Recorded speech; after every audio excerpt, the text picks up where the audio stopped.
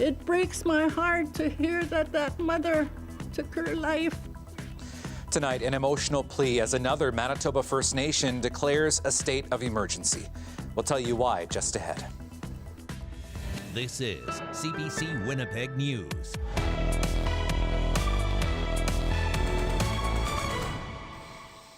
Thank you for joining us. Shamattawa First Nation says it desperately needs government help. This after a devastating fire at a senior's home and several recent suicides. Emily Brass has the story. Dozens of elders lost their homes as a fire ripped through a seniors complex. The community had no choice but to stand and watch. Shamattawa First Nation's only fire truck is out for repairs in Winnipeg. Chief Jordan Hill says the community is overwhelmed, and today he declared a state of emergency. I'm tired, I'm hurt, and I'm pissed off. The First Nation has asked Ottawa for help for the displaced seniors fast. The winter road into Shamattawa will only stay open another week or so, likely too late to ship trailers or the broken fire truck. Even more troubling right now for Chief Hill is the mental health crisis facing young people. They have no future. They got no place to look up to. Hill says 70% of people in Shamattawa are under 30. He says they don't get the same activities and support as youth in other parts of the province, and that can lead to despair. A teenage girl recently commits suicide after asking for help and not getting it. Last Wednesday, the girl's mother also took her own life. Assembly of Manitoba Chiefs Grand Chief Kathy Merrick says the tragedy can be traced back to government neglect. We are beggars in our own country, and it breaks my heart sitting here today to hear the story of a mother cutting down her daughter, her baby girl. The First Nation is also dealing with violence and addictions and conflicts between locals and police. Court hearings have been moved to Thompson since the band office hasn't had heat or water for 2 years. MKO Grand Chief Garrison Settee hopes the state of emergency makes Shamattawa's problems impossible to avoid. Because it's not just the suicide, it's not only infrastructure, it's not only housing, but it's a whole gamut of things that have been abandoned and neglected for so long. Settee says governments have treaty obligations to help. Indigenous Services Canada did not comment in time for our broadcast. Emily Brass, CBC News, Winnipeg. Now, we did hear from Indigenous Services Canada this evening. They say officials are in contact with Shamattawa leadership about supports. But stories like these can be upsetting to many of us. If you need help, Talk Suicide Canada is always there by calling the number on your screen, 1-833-456-4566. You can also text 45645 in the evenings. While it's being called a step towards reconciliation, today the province and National Centre for Truth and Reconciliation announced an agreement.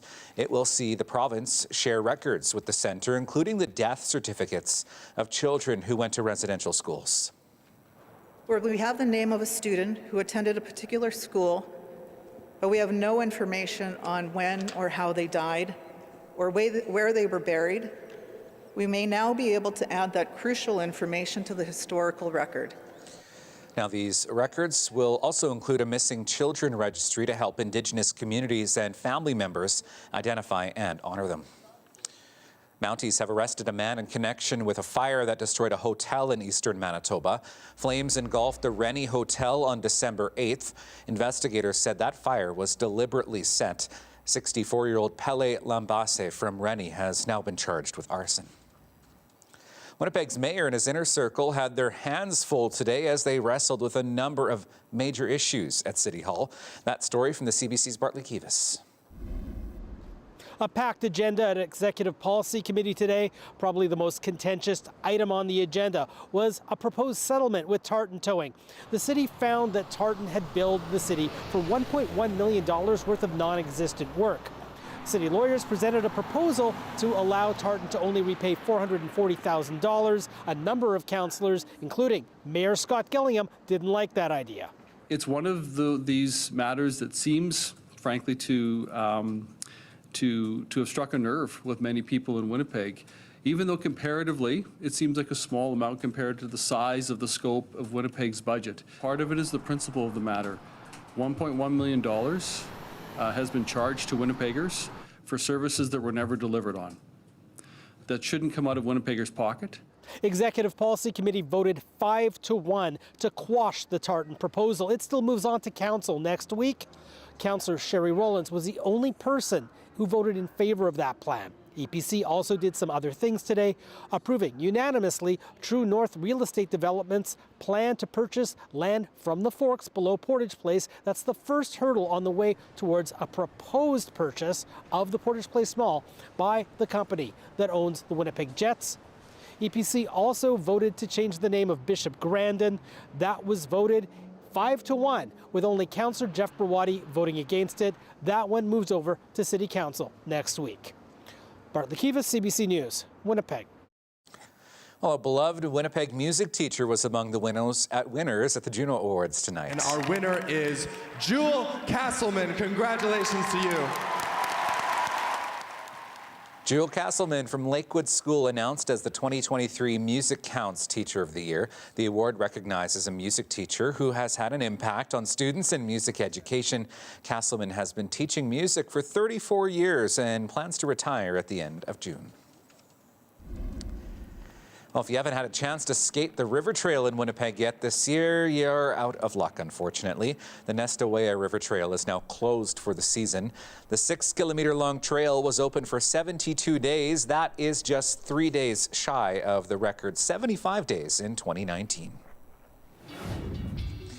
Here's a look at downtown Winnipeg tonight. It was a nice sunny day here in southern Manitoba. A great day to be outside. But the north is getting some snow. Meteorologist John Sauder has the forecast after the break. This weather update is brought to you by Capital Ford Lincoln. The trade and upgrade event is on now.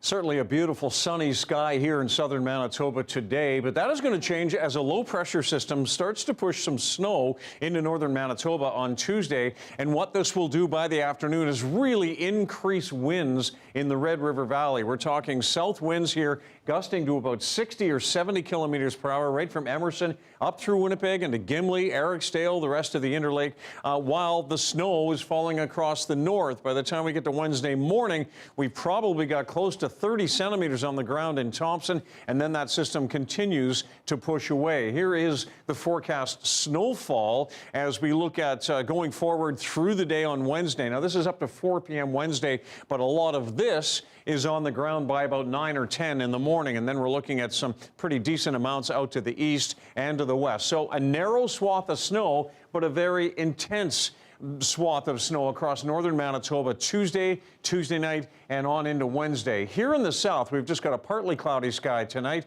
and tomorrow does warm up, but you can check out these winds gusting to 70. It's going to make it feel a lot cooler. In the long range, still mild on Wednesday, and then cooler second half of the week. Maybe some flurries on Thursday, warming back to seasonal again for the second half of the weekend.